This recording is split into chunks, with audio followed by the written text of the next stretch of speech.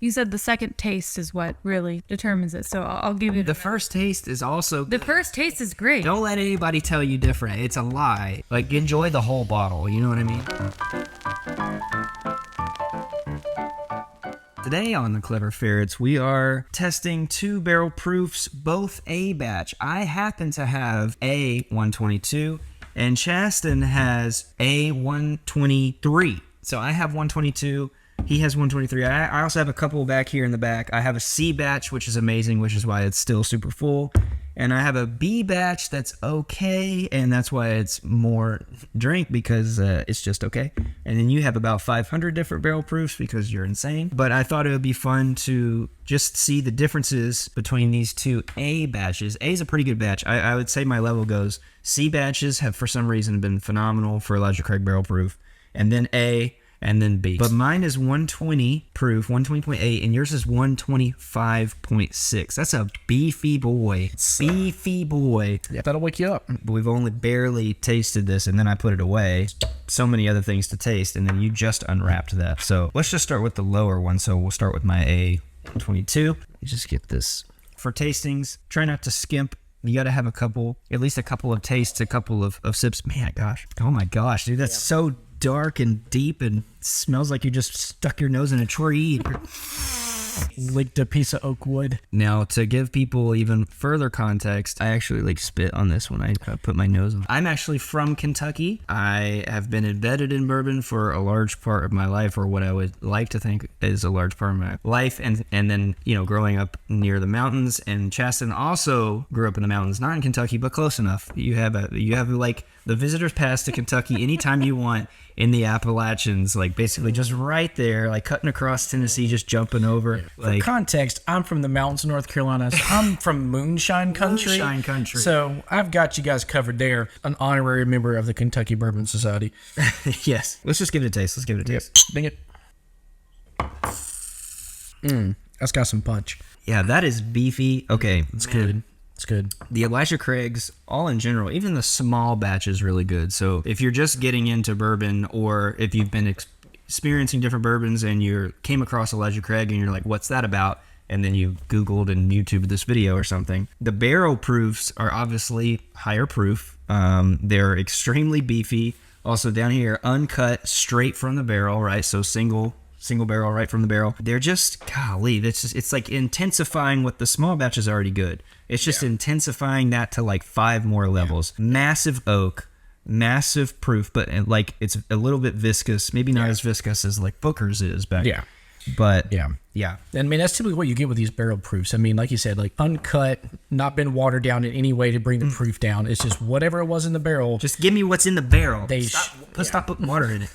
They strain out the bits of wood from the barrel and then put it in a bottle, basically, which is what I love. What I've grown to love the most when it comes to bourbon is these higher proof bourbons, like these barrel proofs, these cask strength type things, because they are basically just the pure bourbon flavor. It's ebbed and flowed in that barrel, right, for 12 years. Most all of the barrel proofs are 12 years. There's some private selects that say they're barrel proof, but I think they're 10 years. But most of these that have this black label, the black label at the bottom, are going to be 12 years. Before they switched the branding back over to just say Elijah Craig barrel proof, these were 12 years. It said 12 years. And the bottle was really cool looking. Oh, yeah. Had a great bottle design back in the day. If you could ever find a bottle, we might pop a picture up here of what the old bottle used to look like. But the newer version, I mean, basically is same juice, just 12-year-old, straight from the barrel. But yeah. Same juice. Elijah Craig has just been one of my favorite barrel proofs for a long time now.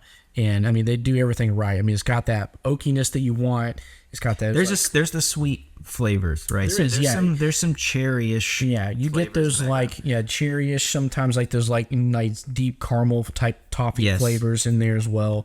Toasted vanilla, kind of creme brulee-ish, It's a deeper because you got that age on top of it as well, so it just kind of makes all those flavors a little deeper because it's more intense. Because I mean, it's been that barrel 12 years. You've lost a lot of the water out of it, so it's condensed those flavors down. The angels have come and taken half of the barrel with them.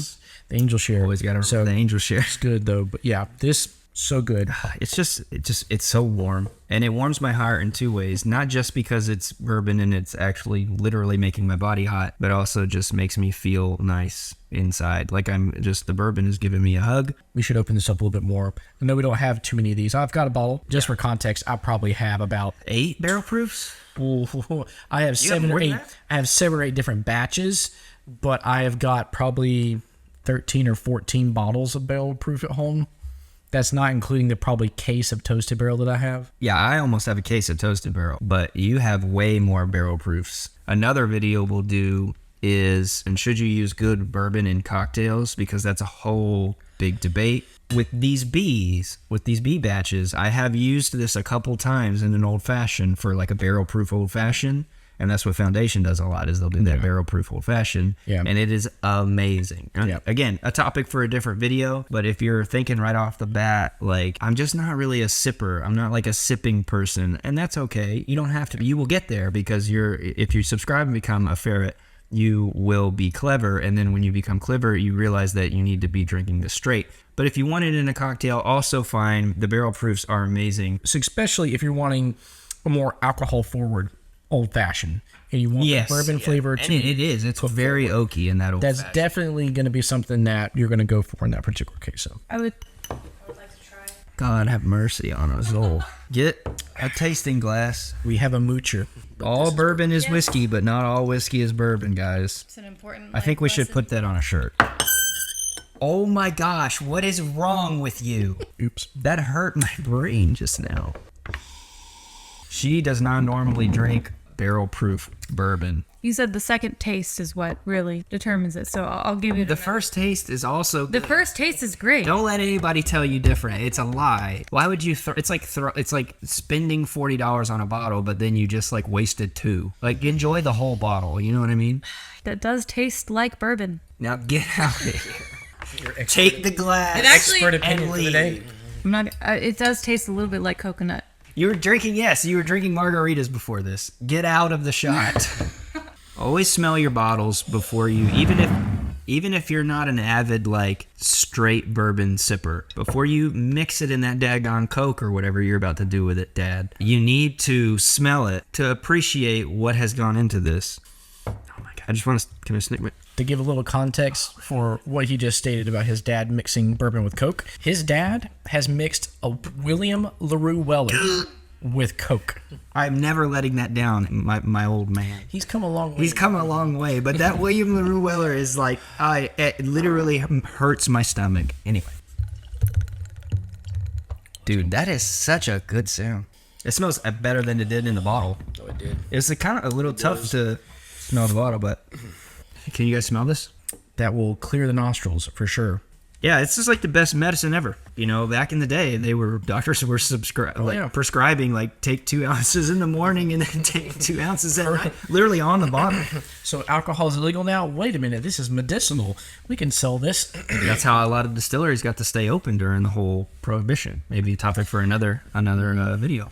Just that little bit of extra proof, man. Just gives it that. So we went from 120.8. Now we're at 125.6. Numerically, not a huge jump. Didn't get.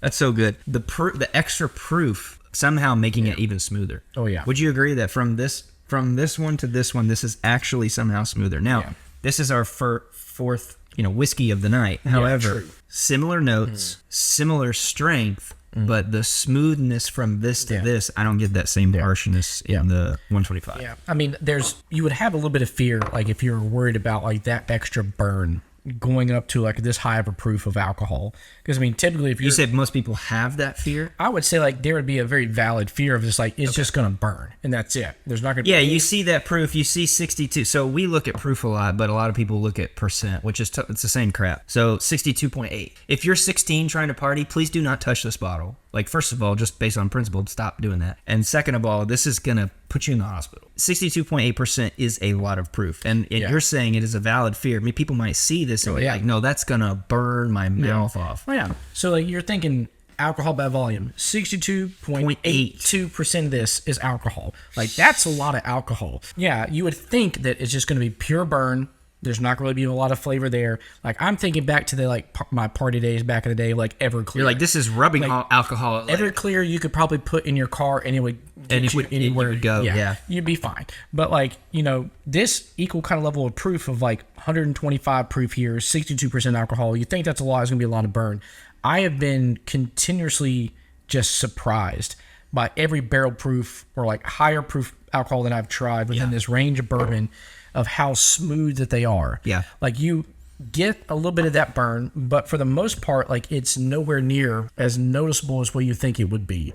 Now, granted, that may be from years of us drinking bourbon and getting akin, to the taste, we're acclimated to it. But at the same time, I still think that it is far smoother than what you would anticipate that level of alcohol to be.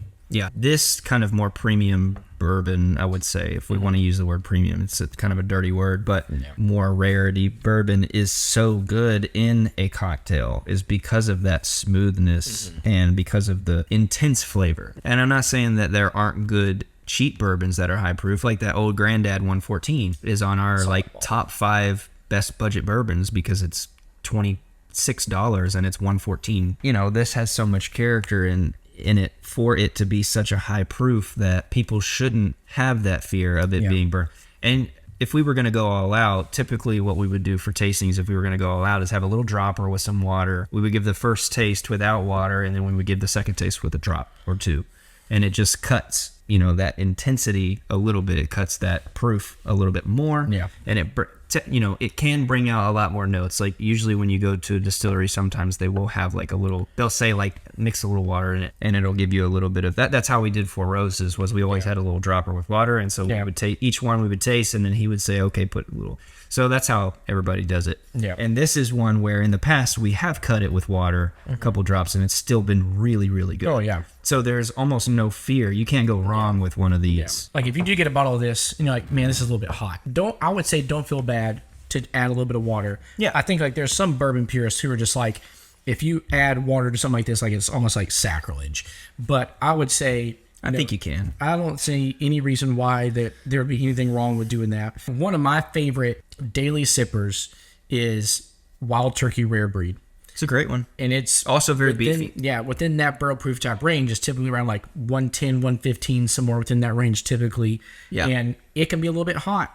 But if you add just a couple drops of water, typically to a highball glass, it just sort of cuts it just enough to where, it takes away a lot of that burn. So don't be afraid to just add a little bit of water. Yeah. Don't let anyone else kind of pull you away from that or make you think you're doing something wrong. To your point, I would say don't let anybody just, poo-poo on the way that you're going to do it. Now, if you get a barrel proof and you mix it with Coke, that's totally on you. If you're going to put it in Diet Coke or Sprite or some garbage, that's you're going to waste $80. This is an $80 bottle at MSRP. I mean, maybe you can find it cheaper or on sale in your state. Let us know. Yeah, it's simply around with the 70-something range after tax. It's going to be hovering around 80.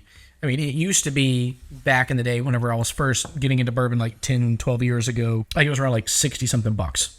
Back in the day, though. Yeah, back in the day. That was but it's just continuing. Almost 10 years ago, probably. Yeah, hopefully, the hopes, this could be another conversation down the road as well, is hopefully once production increases and demand kind of gets a little bit subsided, hopefully these prices will sort of normalize out a little bit more because they've been progressively sort of walking their way up a little bit. And I think there's a number of different things that kind of contributed to that. This is not bourbon that you would mix with. Get the small batch for that. Get some other kind of bourbon to mix with your whiskey and ginger ale or your whiskey and Coke or something, and save this. If you're not a avid bourbon sipper, if you're afraid of that heat, then save it and use it for nice cocktails or something. It's definitely worth having because this is leaps and bounds above the small batch. Yeah. And we'll do a completely different video on the toasted barrel because the toasted barrel is just amazing. Oof. Again, we're here to just give you information so that you can kind of make the best decision on what you want to start with. So getting into the Elijah Craig world, if you never even heard of barrel proof before, start with the small batch, see how you like that. And then whenever you see this on the shelf, be like, okay, yeah, let me invest in this, get some people over, try it. Get back to the basis of this video, which was comparing batches, my A batch versus your A batch. I do think that the winner would be the higher proof. And I don't know if that's just because you and I are higher proof kind of guys. Yeah. But I'm always going to be like, oh my gosh, that's 60% and above. Let me get it. If it's, I don't know. It's just, you can always cut away, but you can't add more. It's like if this was like 41%, I think it would suck, and you can't add more proof to it. Yeah. Unless you put it in and made it an infinity bottle or something. Yeah. But you can always cut. So if it's 62 and that's too intense for you, add a drop. Still too intense, add a drop. But you can't add. Yeah. You know what I mean? Yeah. But I mean, for context as well, I have a C batch barrel proof that is 132.8. And it is amazing. It's a beefy bottle. So good. But it also does not drink anywhere near as intense as that proof would suggest. Yeah. It's far smoother, such a deep, rich flavor. I don't know if I've ever added water to it because I've never felt that I needed to. I don't think we have. I think we've done it just because, like, I wonder what would happen, but it was never out of, like, necessity. Yeah. It might have been like, I wonder what the water drinkers think of. Like, we don't really drink water around here. We just drink bourbon. Yeah, like it was just said, like that higher proof just adds just that extra little bit of depth of flavor, extra little bit more oakiness. So yeah, solid bottle. If you're able to find this one just come out at the time. This is again February. So this is February, beginning of 2023. A123 is the batch you're looking for. Very, very good. Let us know what you think in the comments of the barrel proof. Let us know what you think of Elijah Craig barrel proof in general. Again, in this video, we were just talking about really the A batch, comparing it, but all of them are good. Don't try to be swindled. Don't pay like $150 for a barrel proof, or don't pay $130 for.